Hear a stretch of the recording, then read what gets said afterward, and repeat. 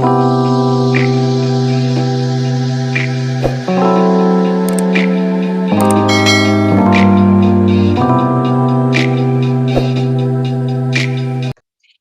dear Cancer. I'm Jamie Dawn, your evolutionary revolutionary astrologer, bringing you your April 2021 horoscope. And I hope that March had some very sweet moments for you. I know it was challenging in some ways because that's just the way life goes. And if anybody's used to the ebbs and flows, it would be you, dear Cancer, who is the crab who can live in the water or on the land. So you understand how life can move and change because you're ruled by the moon, which has all the different phases. So let's just jump right into what the month of April can hold for you. There's going to be a natural square happening with all the Aries energy at the beginning of the month. And then second half of the month, you'll get able to have some sextile energy with Taurus. So let's just jump right in. And we've got April 3rd, 4th, Mercury enters Aries in your 10th house. So it's going to be activating all that area of vocation, reputation, how you show up in the world, how you're viewed by others. And with Mercury leaving your ninth, you've hopefully gathered and learned some higher wisdom. You've learned some things that may help you be able to teach or be able to disseminate information on a broader level. So now you get to see what kind of results others may be getting from what you have shared. And so this could be where you also find yourself in a situation where you're asked to speak in public so that you can continue to get your message out there. Now, if you're not speaking in public, it may just be that others are paying attention to you. They're noticing what kind of reputation you have. And there's an element of trust that I would imagine they're starting to feel and sense with your words. And they're seeing you as an individual with a beautiful message. And one of the things that you do with your words so beautifully is you can nurture others through them. Now, the other thing that this Mercury in Aries could activate is a pursuit of education or learning that can boost your ability. So I would imagine, Cancer, sometimes you get a little nervous thinking you don't know enough, you're not competent enough, so you need to grab more information in order to be a better advocate or a better employee or boss or whatever your role is in life. And so this could be a time where you're able to start gathering more skills, whether it's hard or soft skills to do your job. The other thing is some of you may drive for a living, and this is a time where you could, if you're trying to, let's say you drive for Uber or Lyft or some form of transportation, you may find that things get very active and you have more clients and more people showing up needing your services in this way, especially when the Aries new moon on April 11th is happening.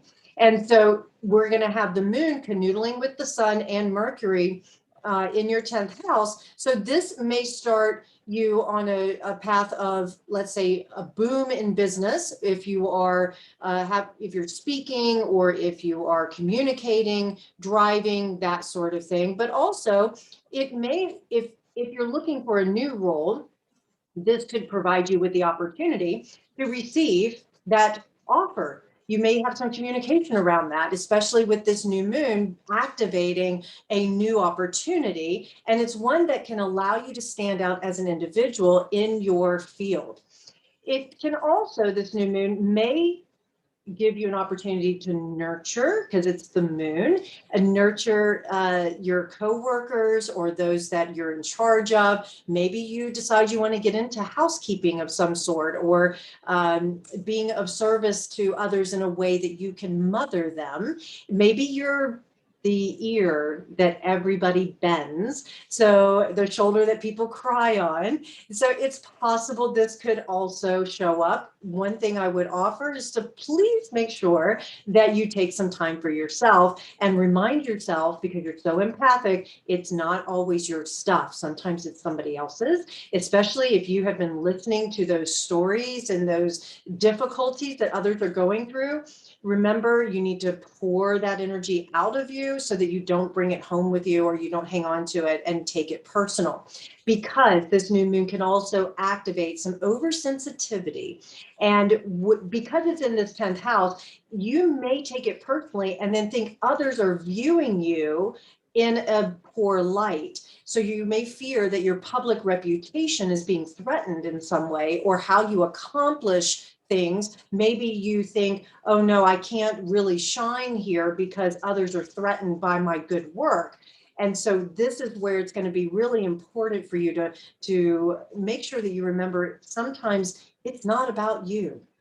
It's not, it's easy for us to take things personally. But remember, everybody's going through their stuff. So I just want to point that out, that April could cause you to be highly sensitive to other people's opinions and thoughts, especially if you feel as though your reputation is tainted in some way by their opinion. Now, April 14th and April 19th, 14th, we have Venus moving into Taurus. So about 5 days later, Mercury will follow. I'm bringing these two together because you will most likely feel the energy building and changing from the 14th to the 20th, which is when the sun moves into Taurus as well. So that means that your 11th house gets activated. So I would imagine that second half of April, your social life is going to get quite active. Your friendship circles, the organizations and groups that you belong to, there's a real strong indication here that female friends in particular, because we're dealing with Venus, they will play an important role in attracting what you may want most in your life. So if you think about it, if you're wanting that relationship, ask a friend and get one of those girlfriends, to set you up with somebody or introduce you to someone. Or if you're struggling in relationship and trying to make sense of it all, or, your partner's not being very responsive to you, lean in with your girlfriends and guy friends and say, hey, I could use some support here. Help me out. Help me process this a little bit. This is also a great placement for a girls' night out. So even though some of you gentlemen who may be watching, maybe you don't have girlfriends, if you will, it's still a great placement. It's not gender biased. It's a great placement for you to still get out and socialize and to connect with the more feminine nature, which is open and receptive.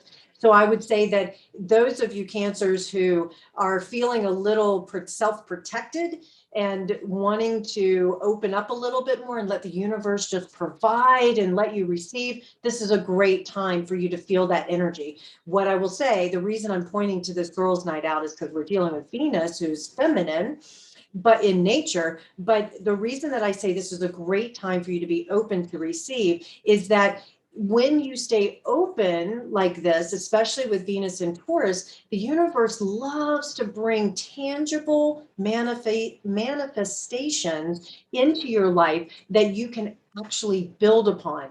And the nice thing too, especially if you're dealing with relationship or a financial goal that you might have, is that you can take your time.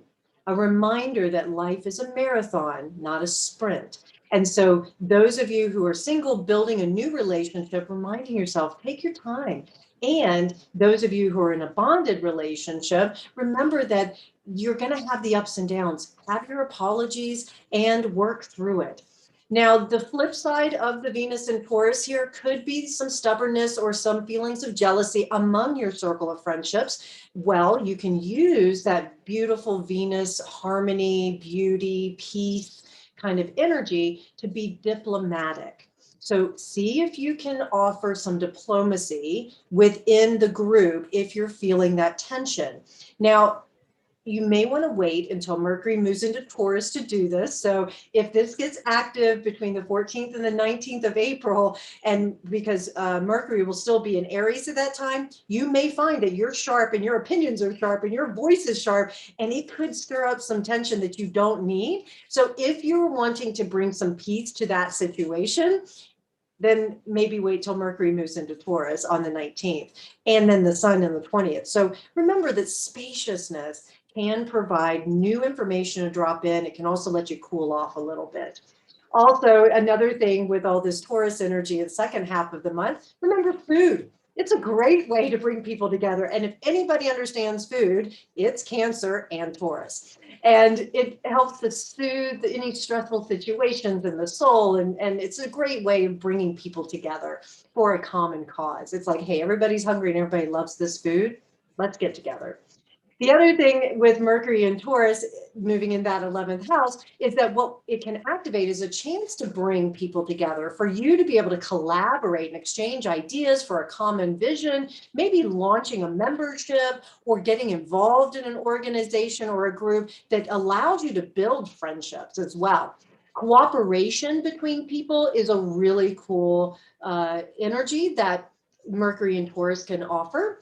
And so it allows you to sit and say, I have this really big idea that I want to implement. It's going to take months, maybe even years to get there. How do we do this together? And people are just going to love to take their time processing and talking about it. And it's possible that you may find yourself in the role of a spokesperson when it's all said and done. So once you've hammered out where you're beginning, maybe you're the one that gives the pitch to the boss, or you're the one that gives the idea to the group and getting everybody on board, especially as the sun moves into Taurus on the 20th, because that natural leadership in you can rise up and you can put society or your friendships, your collaboration, if you will, ahead of your own agenda. That's the whole thing about the team mentality, is that there's individual agendas, but they line up with the common cause, the bigger vision, and you're pushing your individual agendas towards this common vision. How does it all line up? And so you may end up finding yourself in that position where you're that spokesperson, or you're that one that is in charge of making sure this vision gets out to the world. Another piece of support, Mars. All right, let's talk about Mars, because it's in your sign, moves into Cancer on April 23rd. It is said that Mars is in its fall in Cancer, simply because Mars loves to penetrate. It likes to get things done. It's desire, it's initiation, it's our motivation. And in Cancer, as you guys know, we're water sign. You think about water, it flows, it moves. However, when it's directed with Mars, it can cut through rock. It can cut through land. It can create tsunamis. We know about that. It can create all kinds of havoc, of course. So what you're working with Mars here is to harness this energy. It's going to be in your first house. I'm looking at it from putting the sun on the first house for Cancer. So if you're wanting to know how this affects you, sun, rising, moon sign, just consider that this is the interpretation is Mars through that first house. This is where your individual chart, look and see where Cancer is in your chart, where that sun is for you. And that will tell you where Mars is going to get active. But for the video and for the general information with Mars here, there could be some impatience to start a particular project. So you think about, you're the spokesperson, you're helping collaborate, you're helping to bring these groups together. And then it's like you made your pitch, but you've got to wait on others to jump in.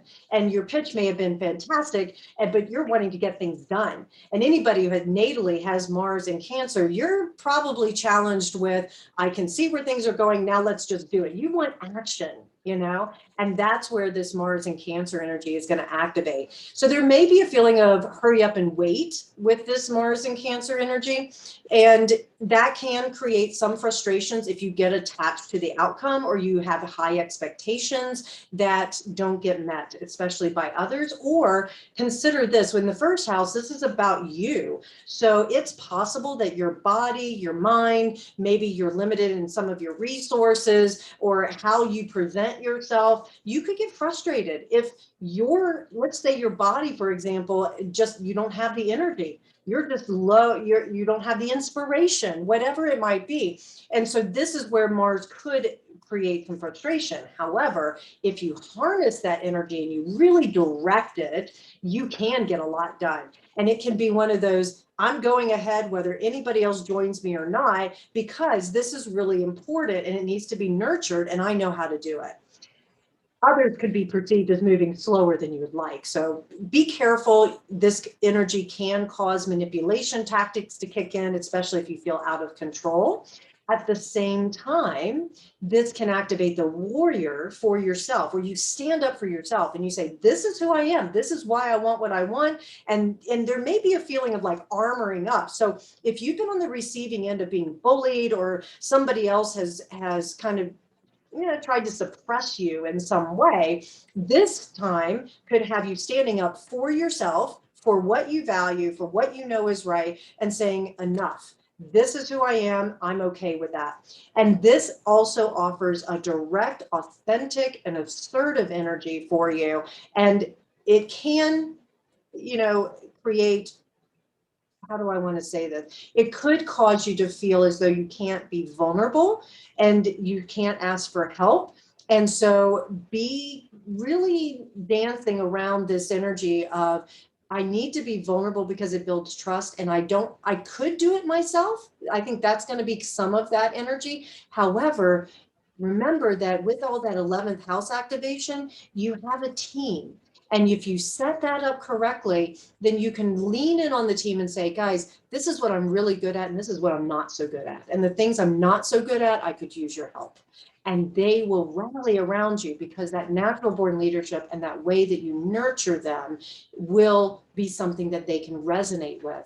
And people like to be needed, just like you like to be needed. All right. So then we have a Scorpio full moon. So it's going to be making this beautiful trine to your sun, rising, or moon. And what it can activate, now granted, it also is going to make a trine to Mars. And so it can activate some really intense, deep emotions for you. And it's in your 5th house.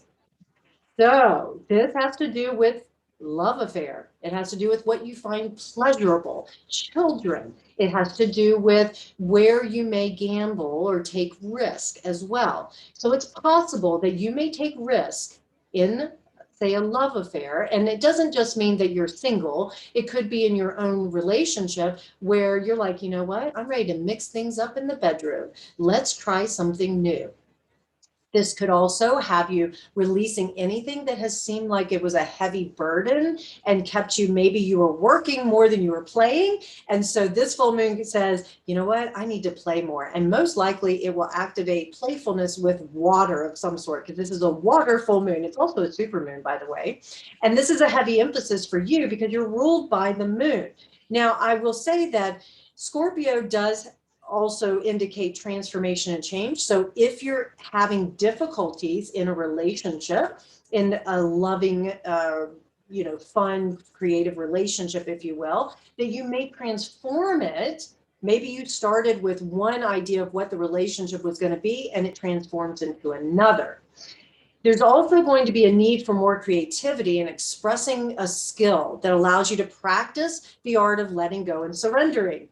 Yeah, I always say that, and people get, I don't want to surrender. I don't want to let go, especially Cancer.